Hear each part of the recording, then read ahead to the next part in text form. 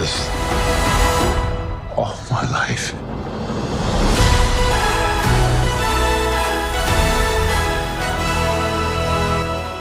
The fifth and final movie of this epic adventure franchise, which is another divisive one.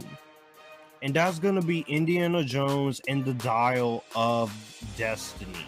This is the fifth and final film of the Indiana Jones series, and it is also a sequel to Kingdom of the Crystal Skull.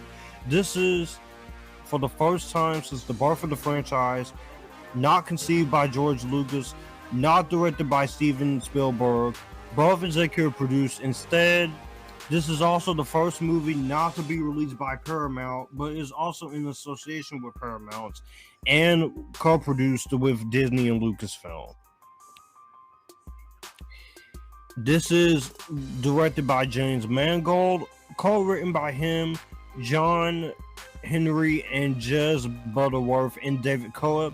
Stars Harrison Ford, John Rhys Davies, and Karen Allen, replaying the roles from the original series of movies, respectively, and new people like Phoebe Waller-Bridge, Antonio Banderas, Toby Jones, Boyd Holbrook, Ethan Isidore, and Mads Mikkelsen. Daredevil archaeologist Indiana Jones races against to retrieve a legendary dial that can change the course of history forever. Accompanied by his goddaughter, he soon finds himself squaring off against Jürgen Voller, a former Nazi who works for NASA. But also on top of that, we're also dealing with Indiana Jones having to deal with his age. So when it comes to Indiana Jones Dial of Destiny, of course I was quite interested in it. It was another Indiana Jones movie. However, I was like everybody else. Can Harrison Ford do this at 80 years old? Would this movie work for people? And would this movie be good, knowing that you don't have George Lucas doing the story, or, of course, Steven Spielberg directing? And there was a lot of concerns, there was a lot of worries with people, especially with the character of Phoebe Waller-Bridge is going to be playing, which I'm just going to address that. And some people were not big fans of the trailers, such. I was interested in it. All I was asking, let this be one of those scenarios where it's not very good and not very interesting. But having seen this movie now, and even though I was supposed to review this on the week that it came out, I can sit here and say I enjoyed this movie. Yep, what are you gonna do? I love this. This is not one of my favorite movies of all time. I do wish this could have been another classic, and it's not as great as the original story, but it could have been so much worse. Okay? So much worse, alright? I think a lot of people are really taking this personal. You don't like the movie? Fine. You don't think it's the best movie ever? Fine. But you know what? I'm not gonna sit here and say this movie is terrible, because it is not. This movie, I thought it brought it full swing. But I'm gonna go into some criticism first, just like Kingdom of the Crystal Skull. There's a few things in here I don't like. One, there are some writing decisions I'm not the biggest fan of. And let me get this right. You have Mutt Williams in Kingdom of the Crystal Skull, and I understand the explanation James Mangold had as to why he was not in this movie. However, I don't think it was necessary for you to kill him off and give that to be the reason why it's Marion and Indy has broken up due to the depression after he was killed in the Vietnam War. I still think there's better ways you could have done that rather than having to kill him off, because I didn't even hate Mutt as a character. I think a lot of that hate with Shia LaBeouf was unnecessary. Again, I get why you made that decision for story reasons, but I felt like this was something I felt you should have thought twice about doing. Also, this movie overstays its welcome by 20 minutes. This did not need to be 2 hours and 34 minutes. You could have cut 20 minutes out and you will walk away with at least 2 hours and 4 minutes. During that 20 minutes, there are some slow moments, and there's also some flashbacks here. While it's interesting, I don't think it fully needed the story. Some of the CGI in this movie is a bit iffy. Again, there's some of it that looks great, especially the de-aging on Harrison Ford. That is some good ass de-aging, in my opinion. But there is some CGI that definitely does look like crap, and I think is a little overextended, which therefore makes this movie's budget overextended. You didn't need $300 million for this. It definitely does show when it comes to it. So it's not horrible. I just think that some of it you needed to take some of the CGI out. You don't really need CGI in a movie like this.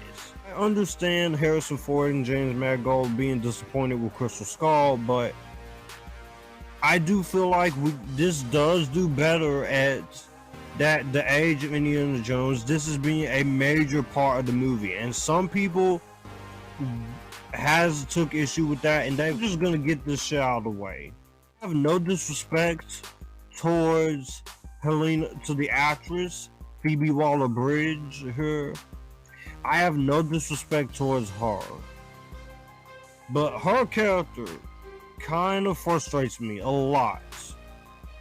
She's supposed to be a mystery and a wonder, and I felt like she was pretty frustrating for me, unfortunately. I thought there was a lot of moments here that she was kind of just being a little annoying and kind of being frustrating.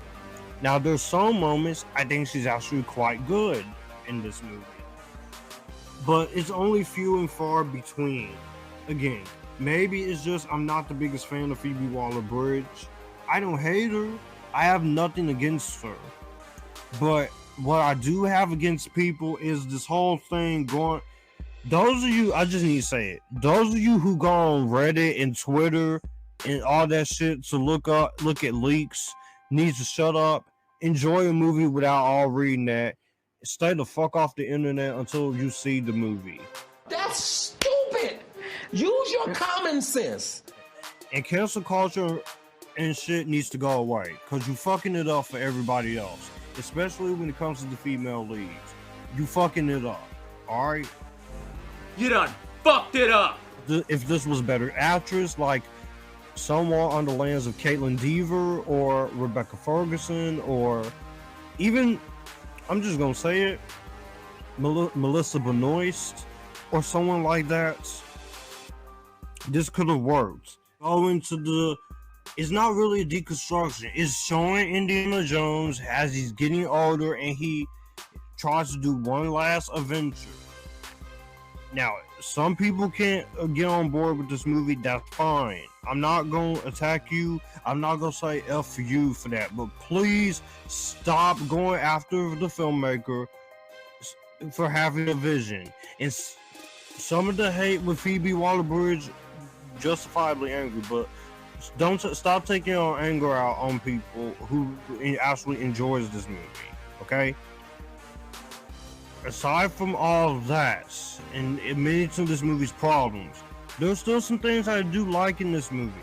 It does have that action that you get for the Indiana Jones movies. Mangold, he is a great director. He is not Steven Spielberg, but he wanted to do his own thing and tried the best he could to honor what they were doing with this. So I can definitely agree with a lot of that. And definitely I very much enjoyed what they were going for when it comes to the character of Indiana Jones. You're seeing the older Indiana Jones who's reaching the end of his life. and he wants to do one last adventure, and he wants to also try and patch things up with Marion. And I like that. And I like some of the action moments in here. When you compare it to Spielberg, yeah, it's not as good, but you know what? I don't care. I was just enjoying myself to appreciate some of that action. It's also a well shot film for the most. It is a very well shot. I like the way the movie looks. It looks great visually. It has some really good moments of good cinematography. Again, it's pretty murky at times. It's a different director. I guess some people we can't have nice things. Performances in this. I love the acting in here. I like the acting. Harrison Ford is great. I do love him in this. And it is a melancholic relationship and meditation. So, Harrison Ford, he's 80 years old, but the man can still act his ass off here, and that's no exception here. He does a good job here. John Rhys Davies, I wish he was in the movie a little bit more than what he is, because I did love seeing him as Salah. I do wish he was in this movie a bit more. Same with Karen Allen as Marion Ravenwood. I get her place in the story because of everything that she's gone through. I do feel like we could have had more for her to do in that. Let her be a part of the journey for one more time. I also didn't mind Toby Jones. He is Dobby from Harry Potter, so automatically I'm going to be okay with it. I felt like he had more to do. He was a better character than Helena. Antonio Banderas, he was cool. You know, he was cool. Not great, but not horrible, but he's not horrible in the movie, but I feel like he was kind of a little just there. There's also some other actors I do wish they had more to do, like Thomas Kretschmann, and then you have this main black girl in here. Mads Mikkelsen, though, he's good in the movie, but he's not in this movie enough. And I will say, as Jürgen Voller, he's great. He's intimidating, he's scary, and he's frightening. But I do wish they gave him more to do in this movie. Cinematography-wise, by Pep Michael is really good here once again. I do like his cinematography. I like the production and costume design here as well. Editing is mostly good, despite the fact I feel like it's a little bit too long. But the editing is decent. It's pretty solid. There are some heartfelt moments for me personally that I didn't mind here. And I did like the way the movie ends. When you see Indy just after one last adventure, he is at peace. He and Marion reconcile and such. I like that ending. The action is a bit over the top and such, and it can be a little bit too ridiculous, but honestly, I would rather have it any other way with an adventure series like this. Don't like the final few minutes with Mads Mikkelsen. I think that should have been rewritten and should have been better. It kind of nukes the fridge a little bit, but it's nowhere near as bad as people say it out to be. Again, if you don't like the movie, that's cool. That's cool. But we can agree to disagree. And for the final score by John Williams, the music is great here. I like the music here. For the final Indiana Jones movie for John Williams, it's great. Even though he did say this was supposed to be his last score, but he has since kind of backtracked that. In conclusion, when it comes to Indiana Jones and the Dial of Destiny, I personally enjoy it. Is it perfect? No. Does it have my issues with some of the CGI and Helena and all that stuff? Yes, but you know what? I enjoyed the movie for what it is. It was entertaining. It was fun. There is some conveniences. There is some CGI. The third act could have been a little bit better, minus the heartfelt ending with Indy. And they don't follow through with Indy dying, so all y'all people need to shut up. The 20-minute opening sequence is great here. There is some action here. There's some fun moments here. There's not a dull moment, and it is a full-on indie movie. This is not a Helena movie. It could have been shortened by 20 minutes, but overall, it mostly sends him out with a bang. If you didn't like the movie, that's fine. But let's just have a civilized conversation on why this movie didn't work for you, okay? It's been since June. That's why I waited a little bit to review this. But overall, I'm going to give this one a highly recommended.